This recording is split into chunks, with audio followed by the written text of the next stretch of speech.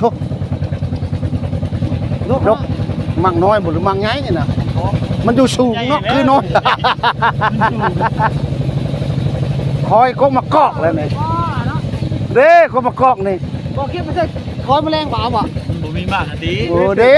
ลูกกระโปงมันเฮ้ยมันสิชุกนะนี่มาไปชอบมันก่อนเบิ่งได้ลูกกัน คอยแซ่คอยป่าแมลงพี่น้องเอ้ย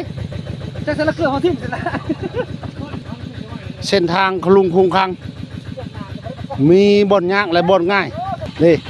มาฮอดพลานหินพี่เลยพี่ทีมงานจะเก็บมะกอกวะเห็นมะกอกธรรมชาติเบิ่งก่อนนี่มะกอกธรรมชาติมะกอกธรรมชาติพี่น้องนี่ดูโน่นนี่โอ้เก็บเอาเมื่อต่ำแก้วมือทีมงานหาเก็บมะกอกโอ้เห็นบ่มีบ่เก็บเอาเก็บมะกอกก่อนพี่น้อง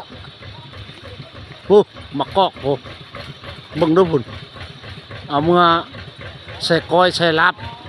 เจียวลาบปูลาบป่าพักธรรมชาติบักหลายนึง